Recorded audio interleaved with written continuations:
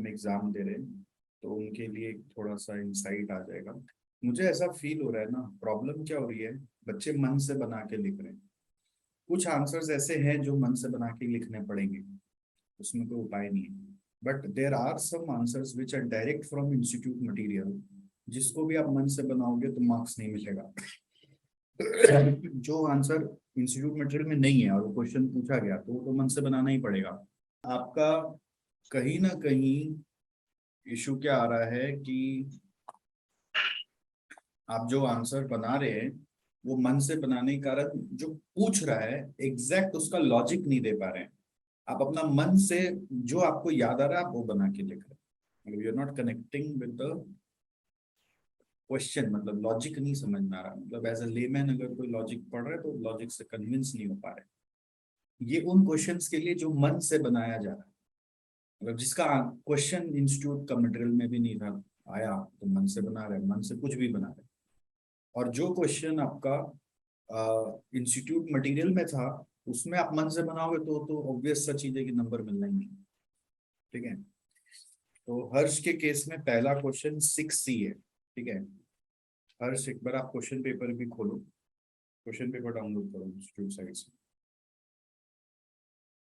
Group में share कर दो क्वेश्चन पेपर इंस्टीट्यूट साइट से डाउनलोड कर दो।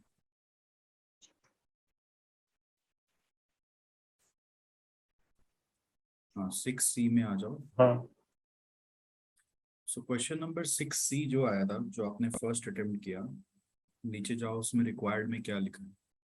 ये बैलेंस स्कोर कार्ड का क्वेश्चन था। इसमें रिक्वायर्ड में लिखा है बस, you are required to classify the above by giving a suitable measure for each. हाँ सिर्फ सर। क्लासिफाई मांगा है 5 मार्क के लिए। और वो जजमेंट करना पड़ता है ना, 5 पॉइंट है, उसका क्लासिफिकेशन और एक मेजर मांगा है। अब आप हाँ आंसर बोलो। अब देखो आप लोग सब क्वेश्चन नंबर 6C में जाओ। ये May 22 का पेपर है। आपको SCMP का थोड़ा सा समझा रहे हैं कि क्या होना था और क्या हुआ। सबको इससे एक्सपीरियंस मिलना चाहिए। तो सबसे पहले देखो 6C में बैलेंस स्कोर कार्ड का क्वेश्चन है और उसमें क्लासिफाई बोला है। सिर्फ वर्ब को देखो क्या बोला, क्लासिफाई। क्या हाँ रिक्वायर्ड है, एक एक को क्लासिफाई करना है और एक का मेजर बताना है 5 मार्क के लिए। ठीक है, तो हाँ 5 पॉइंट दिया हुआ है, उसको क्लासिफाई करके बताना है। अब आप जब आंसर में जाओ, आंसर में जाओ, देखो आपने क्लासिफाई जब करने बोलते हैं ना, तो ये सब क्यों लिखने गया इतना बकवास। As per balance score card approach, है ना। पूरा बैलेंस हाँ स्कोर कार्ड आपने बिना मतलब का एक पेज लिखा, आपका टाइम गया, लॉस ऑफ जी। Time which can't come back. और सेकेंड पार्ट में आपने ठीक से क्लासिफाई कर ही दिया कि हाँ इम्प्रूव ROI फाइनेंशियल है, कस्टमर में ये जा रहा है, सबका मेजर भी एक एक दे दिया, करेक्ट है, पूरा 5 on 5 आपको मिला है। तो बेसिकली आपका फर्स्ट पेज का बिना मतलब का लिखने का बात हो गया। तो हाँ जनरली डिस्कस करने बोल रहा है, जब क्वेश्चन बोल रहा है इवैल्यूएट करो, डिस्कस करो, डिस्क्राइब करो, तब आप एक्सप्लेन करके बताएंगे। अभी बिना मतलब का आप एक्सप्लेनेशन करने के आपका टाइम खोटी हो गया। ठीक है, तो ये टाइम आप कुछ सोचने में लगा सकते थे, कुछ आंसर को बेटर कर सकते थे, बट वो लॉस हो गया। दूसरा मेरे को क्या लगा, आपने जो आंसर लिखा वो आपका क्या कहते हैं, आपने पर्सपेक्टिव वाइज लिखा, बट बेटर क्या होता है चेक करने वाले के हिसाब से। जैसे क्वेश्चन में जाइए, क्वेश्चन में जाइए, क्वेश्चन में, क्वेश्चन पेपर यहीं पे तो बगल में है। क्या कर रहे हो, ऊपर में कॉस्ट के बगल में क्वेश्चन पेपर खोला ना, क्लिक करो वहां पे, ऊपर में यहाँ प्लस साइन जहाँ पर है उसके पहले क्वेश्चन में देखो, 1 नंबर दिया हुआ है, एक्सपेंशन ऑफ इको फ्रेंडली। तो बस ऐसे ही लिखना चाहिए ना, एक्सपेंशन ऑफ इको फ्रेंडली, ये कहाँ जाएगा, कौन सा पर्सपेक्टिव और उसका मेजर, क्लियर क्लियर सजाओ आंसर। 1, ये नाम भी लिखने का दरकार नहीं पड़ता है, वो नाम लिखने का भी दरकार नहीं पड़ता एक्चुअली। आप खाली 1 लिख सकते हैं, उसके बगल में कॉलम होगा पर्सपेक्टिव का, उसके बगल में कॉलम होगा मेजर का। बट आपने जो लिखा वो तरीका भी सही है, चेक करने वाले ने समझ के मार्क्स दे दिया, तो परफेक्ट है, कोई दिक्कत नहीं है। समझ गए। तो आपने क्या किया, पर्सपेक्टिव लिखा और फिर उसके अंदर क्या क्या जा रहा है वो लिखा, और एक का कोई भी एक मेजर लिख दिया, तो ये भी परफेक्ट है, there is no problem in that. Next आप 6B में जाओ। 6B का जो क्वेश्चन है, अब 6B क्वेश्चन में जाओ पहले। ये क्वेश्चन है ना, जनरल नॉलेज का क्वेश्चन था। ये क्वेश्चन जनरल नॉलेज का था। इसमें बोला कि भाई ये कंपनी है जिसमें मोबाइल बहुत ज़्यादा स्टाफ लोग यूज़ करते हैं, तो हम लोग उसका प्रोडक्टिविटी लॉस होता हुआ देख रहे हैं, तो हम लोगों ने एक सिस्टम बनाया कि मोबाइल उनका जमा ले लेंगे जब ऑफिस में घुसेगा, और लैंडलाइन से बात करना पड़ेगा। तो इससे क्लाइंट सेटिस्फेक्शन पे और स्टाफ का मोराल पे क्या असर आएगा। अब ये इसका कोई आंसर कहीं रिटन नहीं है, ये कॉमन सेंस से बना के लिखना पड़ेगा। तो आपने अपने जान में बना के लिखा है, बट आपका जो आंसर है वो लॉजिकली नहीं समझ में आ रहा, मतलब कन्विंसिंग नहीं लग रहा है। ऐसा नहीं लग रहा कि सुन के हाँ सच में बात सही लग रहा है। फर्स्ट पार्ट में स्टाफ मोरल को लेकर जो लिखा हुआ, सॉरी क्या लिखा हुआ था, पहला पार्ट में क्वेश्चन क्या पूछ रहा था, पहला पार्ट में क्लाइंट सेटिस्फेक्शन को लेके पूछ रहा था, क्लाइंट्स को लेके। तो क्लाइंट को लेके आपने जो आर्ग्यूमेंट्स दिए वो फिर भी सही थे। आपने आर्ग्यूमेंट जो दिया वो सही था कि क्लाइंट लोग का पर्सनल टच खत्म हो जाएगा, क्लाइंट लोग हो सकता है थोड़ा फास्ट कम्युनिकेशन चाहता हो, लैंडलाइन में कई बार वो होता नहीं है, तो क्लाइंट के लिए लॉजिक सही है, ठीक है। बट जो स्टाफ मोराल के लिए आपने लॉजिक लिखे वो उतना उतना ज्यादा कन्विंस नहीं किया, ठीक है। बट उसमें भी एक पॉइंट मैच हो गया, इसलिए इंस्टीट्यूट ने आपको आधा नंबर दे दिया। तो इसमें 1.5। हाँ 3 में 1.5 दे दिया आपको। अब हाँ। इसमें बात यह है कि आपको रिस्क लेना पड़ता है इसमें। मैं ये बोल नहीं सकता आपका पूरा दोष है, ठीक है, क्योंकि ऐसा क्वेश्चन आपने किया हुआ नहीं है, कॉमन सेंस और जीके का क्वेश्चन है। अब इंस्टीट्यूट का प्रॉब्लम क्या है ना, कि वो पॉइंट्स मैच होगा तो ही मार्क्स देगा, तो उनके यहाँ पे पॉइंट्स में क्या लिखा हुआ आपको मालूम नहीं है।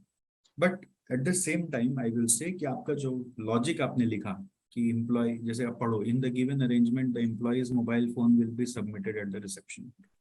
नाउ उससे एम्प्लॉय मोराल पे क्या इम्पैक्ट पड़ा वो बताना था, बट आपने क्या लिखा, this may not give job satisfaction to the employees. What will be the impact on employee morale, वो नहीं लिख रहे हो आप बोल रहे हो वो दुखी हो जाएगा वो।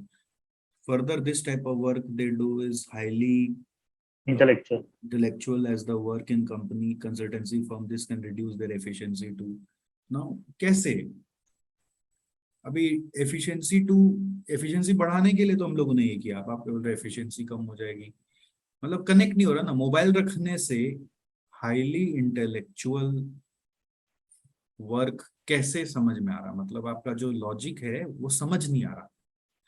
Thirdly and lastly the work life balance will not be there. अरे तो मोबाइल यूज करने से वर्क लाइफ बैलेंस रहेगा, तो एम्प्लॉय मोराल को आप कनेक्ट नहीं कर पाए। बट फिर भी इंस्टीट्यूट ने आपको जेनरसली 1.5 नंबर दे दिया कि for the reason the morale of staff members will be affected, there may be an increase in employee turnover. वो इम्पैक्ट आपने ठीक बताया इसलिए। तो इसको मे बी हम लोग को एग्जैक्ट पॉइंट्स पता नहीं, बट आपका जो आंसर है थोड़ा और बेटर हो सकता था, इन द सेंस कि आप ऐसा लिख सकते थे कि keeping mobiles at reception, they may feel that their freedom has been lost, and there may be dissatisfaction among them because they won't be able to perform their job well.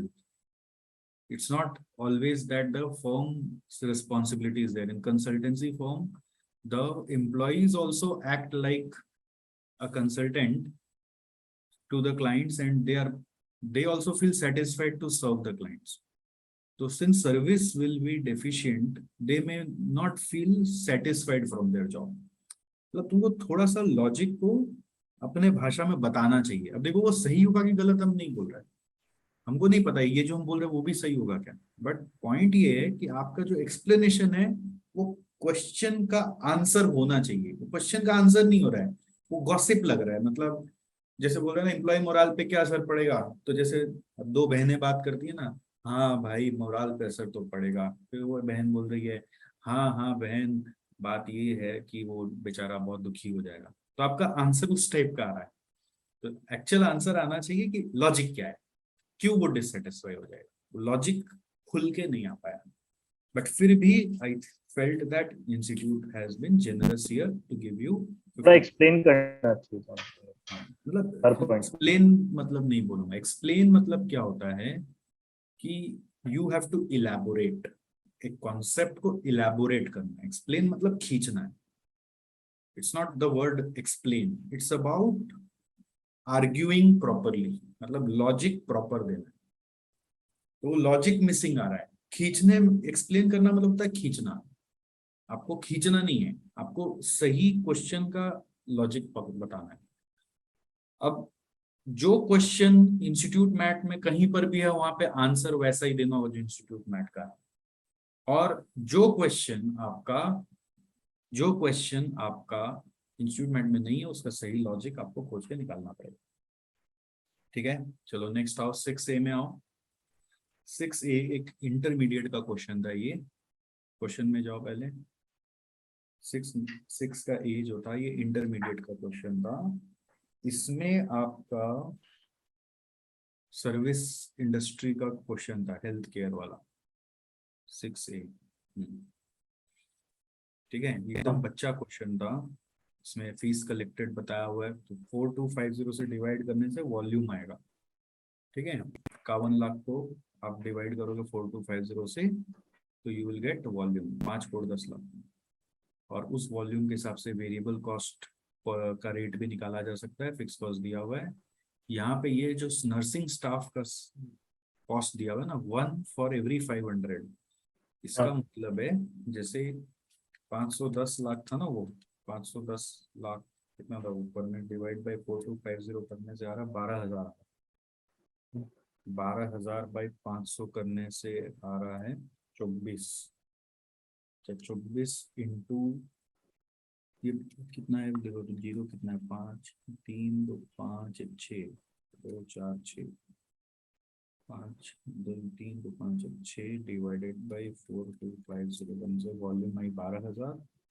12,000/500 for every 1, तो divide by 500 से 24 staff. 24 into 2,40,000 में आपका 57,60,000। तो revenue आपका है 51,210 लाख है। यहाँ पर आपका वेरिएबल कॉस्ट, उसको बोल रहा है 10% से बढ़ा देने का है। हाँ फिक्स कॉस्ट बोल रहा था 180 लाख प्लस 68, 248 लैक्स है। और और बाकी सब तो ठीक ही है। The number of patient is not likely to increase in the next year, तो हिसाब से तो सब ठीक ही किया हुआ है। फिर भी आपको ये काटा हुआ क्यों है?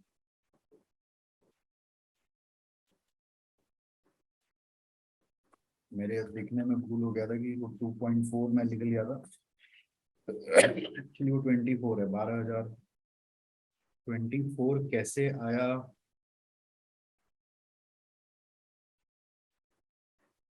4250 ऊपर जाओ, एक बार क्वेश्चन में जाओ वापस। 4250 इंटू 60 किया, 4250 इंटू कुछ करने का दरकार तो नहीं है। 60 bed day charges are 60, fees collected है, तो बस तो 510 लाख को डिवाइड बाई 4250 करना, 12,000। तो 12,000 ऑक्यूपेंसी आया है। हम 365 भी डिवाइड कर दिया ना सर। हाँ, नहीं नहीं, तुम्हारा ये फर्स्ट पार्ट मेरे हिसाब से तो प्रॉफिट सही निकाला हुआ है तुम्हारा। 510 lakh minus 231 lakh minus 248 lakh minus 60,000, 26,60,000। ये हाँ जो प्रॉफिट है ना, ये सही निकाला हुआ है। ठीक है, हाँ जो नेगेटिव आया हुआ है, इसीलिए तुमको वहां पे स्टेप 1 बोल के 1.5 नंबर दे दिया। हाँ ठीक है, अब वो कितना मार्क्स का था ये? 10 मार्क्स का था। तो अब इसमें क्वेश्चन में क्या मांगा था, 6A में जाओ। ये रहा। हाँ, नीचे आओ और प्रिपेयर शीट। प्रॉफिटेबिलिटी मांगा देखो था क्या 3 गड़बड़ मंथ हो का। गया, एग्जिस्टिंग एंड अपकमिंग ईयर दोनों दिखाना था। तुमने क्या हाँ, दिखाया, खाली खाली अपकमिंग का दिखा एग्जिस्टिंग। दिया, अपकमिंग का दिखा अच्छा, दिया। अपकमिंग दिखा दिया। एग्जिस्टिंग का मिस हो गया बोलकर ये छूट गया, तो ये सब मिस्टेक नहीं होना चाहिए। बहुत ऐसा तुम्हारा और भी एक दो मिस्टेक मेरे को मिला है कि तुम कुछ पूरा पढ़ा नहीं, ऐसा कुछ हो गया। और अब यहाँ से नीचे आओ, नेक्स्ट इसके नीचे आओ। क्वेश्चन। कितना मार्क्स था, 6A का 3 मार्क था। फिर ब्रेक इवन में तुम्हारा पूरा कंसेप्ट हिला हुआ था। तो ब्रेक इवन में डिवाइड बाई होता है कंट्रीब्यूशन, ठीक है। हाँ। तो फिक्स कॉस्ट डिवाइड बाई तुमने नंबर ऑफ बेड डेज कर दिया, विच इज रॉन्ग। 4250 तो sales revenue, sales revenue into 365 क्यों करने गए, ये कंसेप्ट हिला हुआ था। तो इसका आपको कंसेप्ट एक बार सीवीपी एनालिसिस में जाके चेक कर लेना चाहिए, ये आता है कि नहीं आता। पता चला ऐसा चीज वापस आ गया और फिर नहीं कर पाए। अच्छा। Break even of service sector का क्वेश्चन आपको एक बार देखना पड़ेगा, इसका आंसर ये नोट कर लो आप। फिर नेक्स्ट 6A में, 6A में आपको पूछा था क्वेश्चन का आंसर में देखो। थर्ड जाओ 6A, एडवाइस देना था क्या? ऊपर जाओ 6A में। और हाँ, एडवाइस में यहाँ पे ज्ञान बतौला थोड़ा बहुत मैच हो गया आपको, इन लोग 3 में से 2 नंबर दे दिया आपको कि फाइनेंशियली ये, क्योंकि हाँ। सिंस आपका अपकमिंग ईयर आपने दिखाया, एग्जिस्टिंग ईयर नहीं दिखाया ना, तो उसका एक डेंट लग गया, उसका एडवाइस में इम्पैक्ट आना चाहिए था, हाँ। ठीक है। तो उसके कारण थोड़ा सा नंबर कट गया इसमें, बट फिर भी आपको कितना नंबर दे दिया ये लोग। 3 में से 2 दे दिया। 3 में से 2 दे दिया, मतलब पॉइंट्स ऐसे ठीक है, जस्ट वो मुझे लगा कि आपका एग्जिस्टिंग से कंपैरिजन नहीं हुआ इसलिए मार्क्स नहीं मिला, ठीक है। तो नेक्स्ट आओ फिर 5B में आ जाओ। 5B था इन्वायरमेंटल मैनेजमेंट अकाउंटिंग का क्वेश्चन। तो इसमें क्या था देखो, क्वेश्चन में इतना बारीकी से क्वेश्चन पूछा है ना। देखो हम लोग का हड़बड़ के क्या होता है, हम लोग को लगता है अच्छा अच्छा अच्छा अच्छा ये सारा आइटम्स है, बस इसको क्लासिफाई करना है। बट पहला क्वेश्चन है व्हाट इज ईएमए, हाँ। और फिर इसके बाद आपको नीचे जाओ, कितना आइटम है, 8 आइटम है। 8 है। 8 आइटम का क्लासिफिकेशन दिखाना है। तो हाँ। सारा क्लासिफिकेशन आपने सही दिखाया है, और आपने डेफिनेशन भी ईएमए का एकदम परफेक्ट लिखा है, ठीक है। तो इसलिए हाँ आपको सर। 4 on 4 मिला है। तो ईएमए क्या है, is a process of identifying, classifying, incorporating environmental cost to product cost to determine the true cost which helps in designing and pricing decision। ठीक है, मोटा मोटी चल जाएगा, मतलब इंस्टीट्यूट बोला ठीक है बच्चा को नंबर दे देता है, सही है पूरा। क्लासिफिकेशन सही था, तो definition identifying, classifying, incorporating word match हो गया, तो ना वो पढ़ने नहीं गया, बट नंबर पूरा मिल गया, ठीक है। तो इसमें कोई ठीक। दिक्कत नहीं है। नेक्स्ट आओ 5A में। है। 5A ये ट्रांसफर प्राइसिंग का क्वेश्चन को खोलो, ये सबको देखना चाहिए। इस क्वेश्चन में क्या हुआ, ये देखो, ये क्वेश्चन है कि इसमें बोल रहा है कि कंपनी है जो पार्ट बनाता है ए और बी, ठीक है। ये शायद इंस्टीट्यूट का ही क्वेश्चन है सर। हाँ, the instrument is being made by assembling the parts in assembling plant situated in Gurgaon। Part A and B can not be sold individually in market, ये एक बहुत इंपॉर्टेंट लाइन है, ठीक है। जब दोनों इंडिविजुअली सेल नहीं हो सकते तो उसका मार्केट प्राइस कैसे पता चलेगा, ठीक है। तो आपका अब आपका क्वेश्चन में बोल रहा है कि एक नया सीईओ आया है, वो डिविजनल ट्रांसफर प्राइसिंग सजेस्ट कर रहा है और बोल रहा है नेगोशिएट करके ट्रांसफर प्राइसिंग सेट करना चाहिए। तो नेगोशिएट करके यदि सेट करने बोल रहे हैं, तो नीचे क्या बोल रहा है देखो, which whether opinion of MD is correct give reason. तो इसमें आप लोग ने बोल दिया हाँ करेक्ट है, तुम अपना मन से बना के पूरा फेंका है इसमें आंसर कि opinion of MD to transfer at price negotiated between division manager is correct, however it can be done on cost basis if they want to। ऐसा कोई आंसर थोड़ी ना लिखता है, हमारा वही बोला ना, आर्ग्यूमेंट नहीं बैठ पा रहा है। तो क्या हुआ, इसका रीजन क्या है कि transfer pricing being a practical chapter, हम लोग इसका थ्योरी पे अटेंशन नहीं देते हैं। ठीक है, एक बार इंस्टीट्यूट मैट मेरे सामने खुला हुआ है, तो मैं देखता हूँ। मैं खोल लेता हूँ, चलो डाउनलोड करना है। खोलो, फिर इंस्टीट्यूट मैट का चैप्टर खोलो, divisional transfer pricing. Institute mat खोलने से आपको समझ में आएगा कि what kind of logic they want. और प्रैक्टिकल चैप्टर में भी थ्योरीज होती हैं, वो थ्योरीज आप इग्नोर करके जा रहे हो और वो थ्योरी पूछ ले रहे हैं। इंस्टीट्यूट जानता है कि बच्चा लोग इसका सम्स करके आएगा, इसका थ्योरी तो पढ़ेगा नहीं, तो उलझाओ इनको। तो ऐसा क्वेश्चन पूछ लेता है जो आप मन से बना के लिख रहे हैं, तो नंबर नहीं मिल रहा। बट ये वाला आंसर आराम से इंस्टीट्यूट मैट से कनेक्ट करके मिल जाएगा।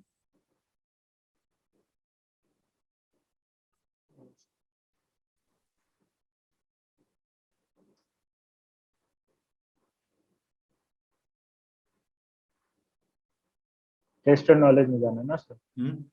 टेस्ट और नॉलेज। नहीं यार, तुम सर्च खाली खोलो, यहाँ पे प्लस में जाओ।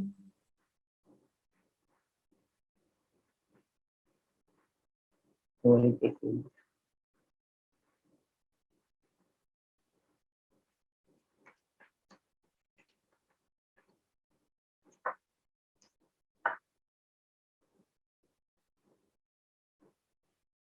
इस चैप्टर का खाली खोलना। हाँ सर।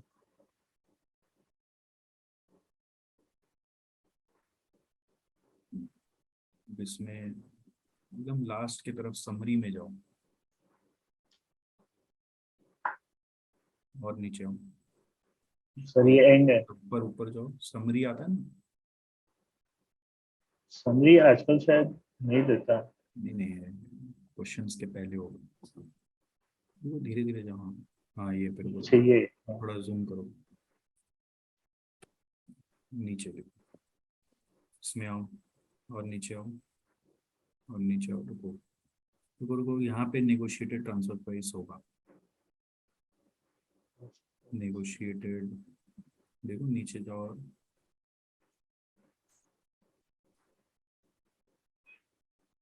हाँ ये वाला बार्गेन्ड और नेगोशिएटेड ट्रांसफर प्राइस है ना। देखो डिसएडवांटेजेस को पढ़ो। रिक्वायर सफिशिएंट, ये वाला नीचे मिला। डिसएडवांटेज बीच में, थर्ड पॉइंट का। हाँ, हाँ। Disadvantage require sufficient external information to be available regarding external market price.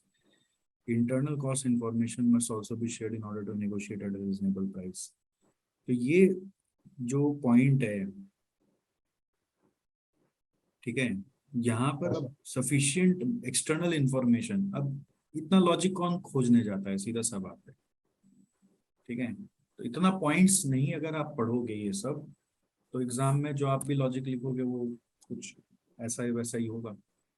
तो ये लॉजिक को मुझे लगता है कि हाईलाइट किया जाना चाहिए था और क्वेश्चन से कनेक्ट किया जाना चाहिए था। कोई भी आर्ग्यूमेंट वाला चीज आता है कि इसको बताओ, ओपिनियन दो, सही बोल रहा है कि नहीं बोल रहा है, तो वो क्वेश्चन से कनेक्ट करके आपको बोलना। आप अपना धुन में बोले जा रहे हैं कि डिवीजन ट्रांसफर में, ट्रांसफर प्राइस से डिवीजन को कोई ग्रुप को फर्क नहीं पड़ता, ट्रांसफर से फर्क पड़ता है।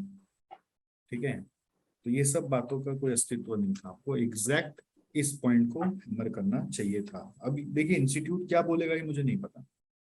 अच्छा, दूसरा बात आता है, हम लोग जब भी देख रहे हैं ना, क्वेश्चन पूछता है methods of transfer pricing suggest करो, तो आप लिख देते हैं डुअल रेट प्राइसिंग और टू पार्ट प्राइसिंग। ठीक है, तो डुअल रेट और टू पार्ट कॉन्फ्लिक्ट रेजोल्यूशन के लिए है। ठीक है, कॉन्फ्लिक्ट रेजोल्यूशन के लिए ज्यादा यूज होता है।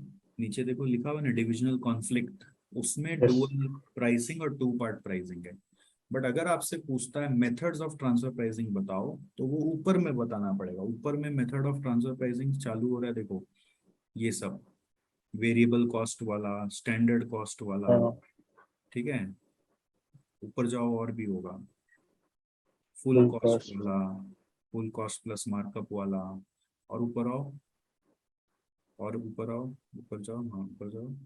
और बस एक ये और है ना ऊपर, है cost price method. Cost price जाओ, मतलब फिर शेयर शेयर प्रॉफिट, प्रॉफिट। हाँ, फिर profit market price. Price method. अब तुम्हारा आंसर में, अब जाओ तुम्हारा आंसर में तुमने क्या क्या लिखा। अच्छा, क्वेश्चन में जाओ एक बार वापस, क्वेश्चन पेपर में जाओ। क्वेश्चन पेपर में देखो क्या क्या लिखा हुआ है, क्या क्या पूछा है वो लोग। Advantage, options. डिसएडवांटेज और बिहेवियरल कॉन्सिक्वेंस, तीन चीज पूछा है। ठीक है, तुम हाँ खाली सर। बिहेवियरल कॉन्सिक्वेंस लिखे हो एग्जाम में। आंसर में जाओ, अब कॉस्ट अपना आंसर पेपर में जाओ, आंसर पेपर में जाओ। क्या हुआ, क्या हुआ? सब इंटरनेट का थोड़ा दिक्कत है। चलो ब्रेक दिलवा दे रहा, जल्दी जल्दी करो।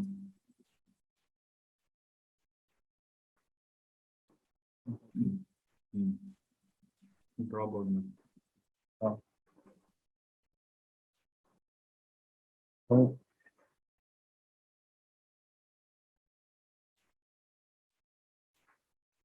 हम खाली बिहेवियरल कॉन्सिक्वेंस लिखते हैं। शेयर नहीं हुआ। यह स्क्रीन शेयरिंग तो मेरे को दिखा रहा है। फिर से करो, स्क्रीन पूरा विंडो शेयरिंग करो ना।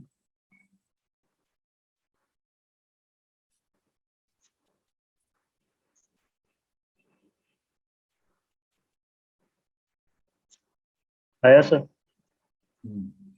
अब देखो तुम्हारा क्या हुआ, ऊपर जाओ, मेथड का नाम में देखो, पहला आंसर तुमने क्या लिखा, फुल कॉस्ट प्राइसिंग लिखा। खाली बिहेवियरल कॉन्सिक्वेंस लिखा, उसका इंस्टीट्यूट एक नंबर दे दिया। वेरिएबल कॉस्ट प्लस प्राइसिंग लिखा, उसका एक नंबर मिल गया। डुअल रेट का 0 नंबर। ठीक है, टू पार्ट का 0 number.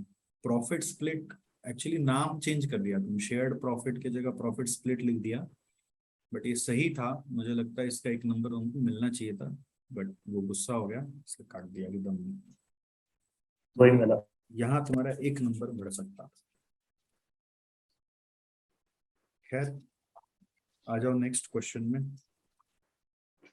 Four question B. Number 4B एक सिंपल क्वेश्चन था, ऐसा रिपीट क्वेश्चन भी आया हुआ है, सबका किया हुआ होगा, मैन्युफैक्चरिंग साइकिल एफिशिएंसी को लेकर है। इसका एक बार क्वेश्चन पेपर में जाओ। ये तुम्हारा फुल मार्क्स मिला है इसमें तुमको। 4 का B में जाओ। इसमें क्या था, इसमें एक ही कंसेप्ट ध्यान लगाने का था कि वेट टाइम को लेकर एक अजम्पशन लगाना था कि वेट टाइम आपका मैन्युफैक्चरिंग साइकिल टाइम का पार्ट होगा कि नहीं होगा। तो दोनों तरह से सम किया जा सकता है, जिसने इसको इंक्लूड करके सम किया उसको भी मार्क्स मिला है, जिसने नहीं किया उसको भी मार्क्स मिला है। तो तुमने, हर्ष ने पूरा इंक्लूड करके किया हुआ है। तो 3 days का तुमने अजम्पशन भी दे दिया था थर्ड पार्ट में, since no additional info given about delivery we take delivery cycle time as, चलेगा। मतलब I think you have done it well and institute has recognized it well, so you have got full 5 on 5 and it was an easy question, so it doesn't require any mention, similar question already आया हुआ। फिर आप जाओ 4A में, question paper में जाओ। 4A में देखो आप लोग को ये थ्रूपुट अकाउंटिंग का एक सिंपल क्वेश्चन है, ऊपर जाओ। इसमें ऊपर जाओ एक बार, ऊपर ऊपर जाओ। हाँ, इसमें 3 प्रोडक्ट है, इसका रैंकिंग करना है थ्रूपुट कंट्रीब्यूशन पर आवर के बेस पे। ठीक है, अब इसमें मैंने देखा कुछ स्टूडेंट्स ने रैंकिंग किया हुआ है थ्रूपुट अकाउंटिंग रेशियो के बेस पे।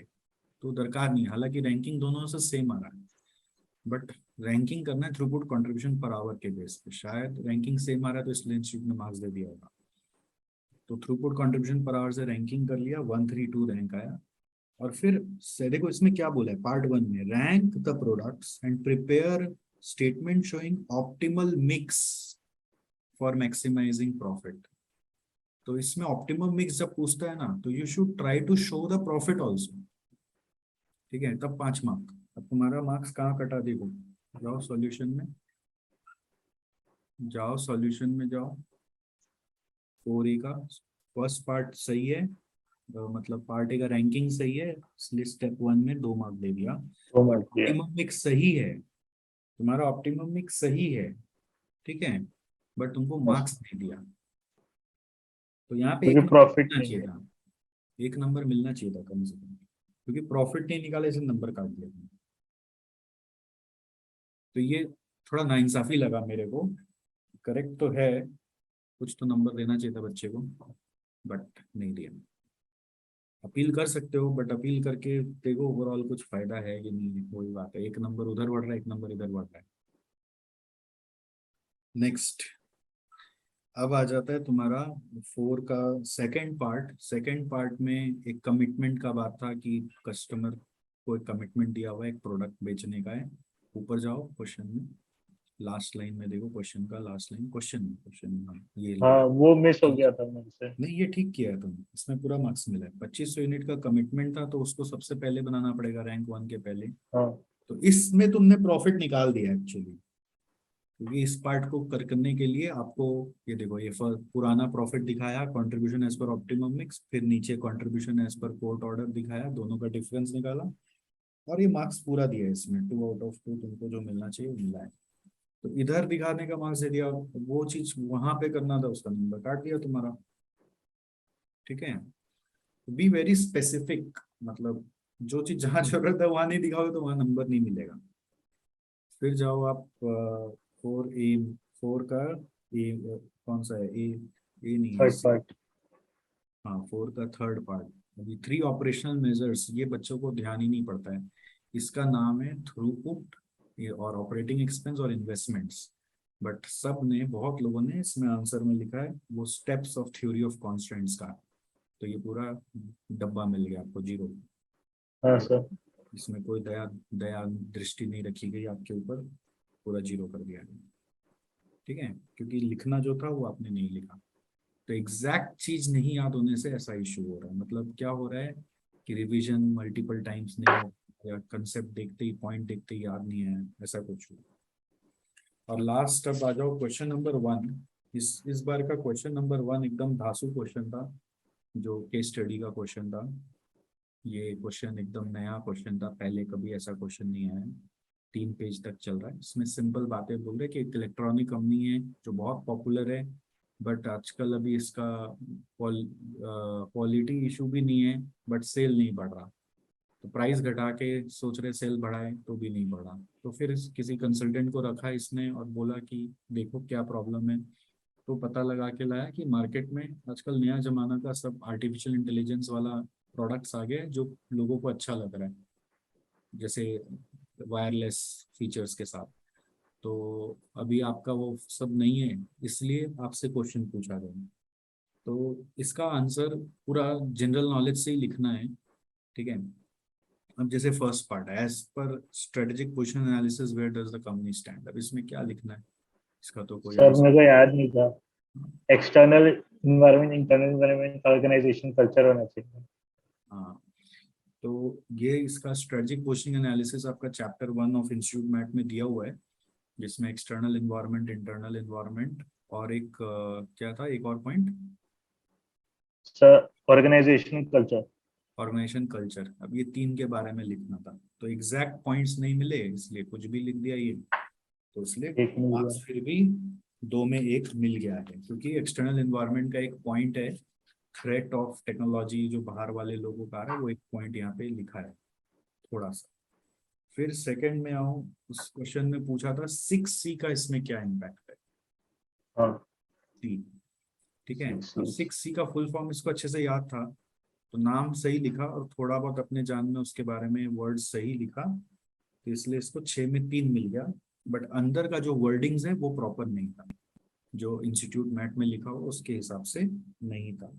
फिर भी मेरे को लगा कि .2 और 3 फिर भी ठीक था, मतलब सेकंड और थर्ड वाला जो तुम लिखा है, बट बाकी ठीक नहीं था। तो पॉइंट है कि 6C, अब आप लोग क्या पढ़ते हो ना, जब आप पढ़ते हो 6C, you just study 6C का नाम याद हो जाए, आप अंदर का चीज पे ध्यान नहीं रखते हो।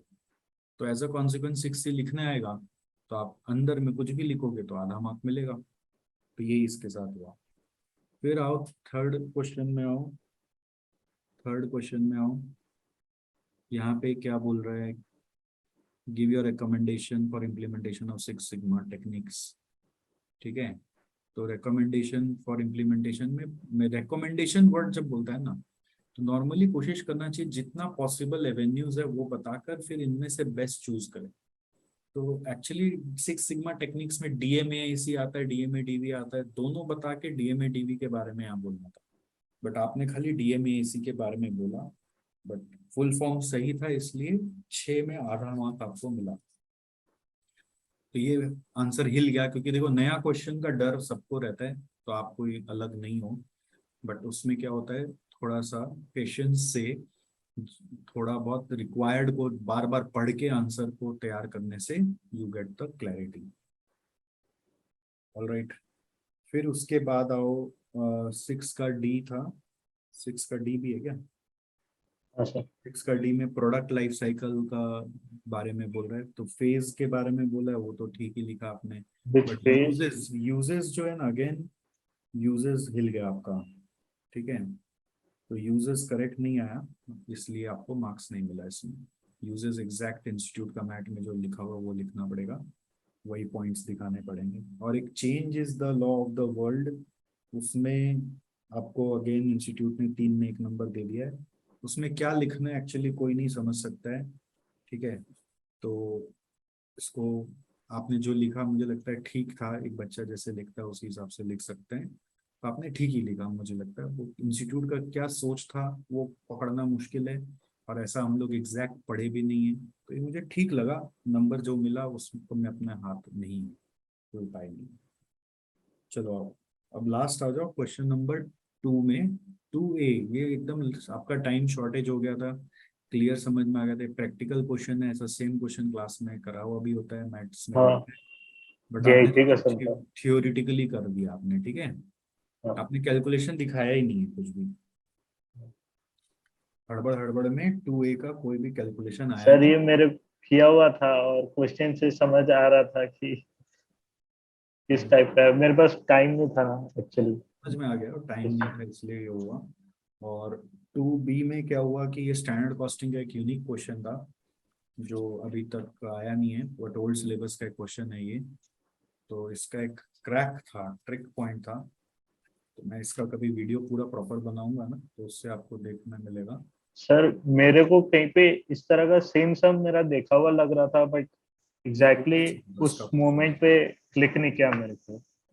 छोड़ दो, कोई बात नहीं, मतलब ये समझ में आ गया था आपके पास टाइम का शॉर्टेज हो गया है। अब टाइम का शॉर्टेज देखो नॉर्मली बच्चों का 2 कारण से होता है, एक जिस क्वेश्चन में जहां दरकार नहीं ज्यादा लिख रहे हैं, और दूसरा देखो आप जब जब है ना लिख लिख के काट रहे हैं, मतलब थोड़ा सा आपको टाइम लग रहा है कोई चीज में सोचने में, या डाउट हो रहा है पता नहीं सही जा रहे कि नहीं जा रहे, तो this is the reason I feel कि टाइम शॉर्टेज होता है आदमी को। तो ओवरऑल मुझे आपके लिए यही कहना है कि जब कोई नया चीज आए तो लॉजिक प्रॉपर प्रोड्यूस करने का कोशिश करो, रिक्वायर्ड को 2-3 बार पढ़ के आंसर लिखने का कोशिश करो। ऐसा सोचो कि मेरा आंसर को कोई सुनेगा तो उसको इस क्वेश्चन का आंसर मिलेगा कि नहीं मिलेगा। और प्रैक्टिकल में आपका जहाँ कंसेप्ट क्लियर है उसमें तो आपको फुल मार्क्स मिला है, मुझे ये दिखा है, बट 1-2 जगह जहाँ पर मतलब रिक्वायर्ड में जो पूछा है आप उसको ठीक से पढ़े नहीं, जैसे कि क्या हुआ कि जैसे एग्जिस्टिंग और अपकमिंग दोनों दिखाना है, तो आपने अपकमिंग ही दिखाया। अब मैक्सिमाइज प्रॉफिट में आपने मान लीजिए सिर्फ क्वांटिटी दिखा दिया, ऑप्टिमम मिक्स में प्रॉफिट नहीं दिखाया, तो फिर नंबर काट लिया आपका। तो ऐसे छुट्टे छुट्टे जो नंबर कट गए वो मुझे लगा कि नहीं होना चाहिए था। और ट्रांसफर प्राइसिंग में जैसे पॉइंट्स आपने लिखा बट एडवांटेज डिसएडवांटेज नहीं लिखा, शायद याद नहीं होगा उस समय, उतना थ्योरेटिकली हम लोग चैप्टर को पढ़ते नहीं है, प्रैक्टिकल चैप्टर्स को, तो प्रैक्टिकल चैप्टर को भी थ्योरेटिकली पढ़ना पड़ेगा। जो जो चीज़ का थ्योरी अभी भी नहीं पढ़ा हुआ है, तो इंस्टीट्यूट मैट घुमा के जहाँ जहाँ थ्योरी घुसा हुआ है उसको पढ़ो। और जैसे 6C वाला से क्या समझ में आया कि पॉइंट्स तो याद है, 6C का नाम परफेक्ट लिया, बट अंदर का नहीं पढ़ा हुआ है, तो अंदर इलेबोरेट नहीं कर पाए, तो नंबर 6 का 3 हो गया, ठीक है। तो this was overall interpretation from my side. और जो बच्चा बच्चा क्वेश्चन था ना 4-5 मार्क का, वो आपका मोस्टली परफेक्ट हुआ, ये चीज अच्छी थी।